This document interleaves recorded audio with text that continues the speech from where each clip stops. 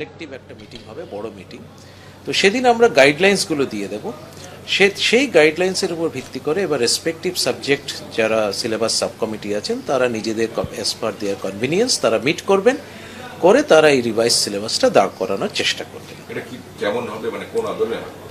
Basically আমরা চেষ্টা করছি যাতে একটা এনসিইআরটির আদল, যেটাকে অনেকটা সিবিএসসির সাথে যাতে সামঞ্জস্যপূর্ণ হয়।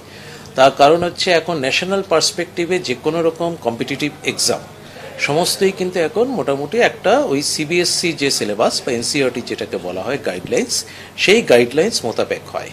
কোয়েশ্চেন নাম্বারের একটা প্যাটার্ন কিছু কিছু জায়গায় রিভাইজ হবে, মানে specially the ratio of project theory, the ratio of practical theory একটা 70-30-তে যাবে।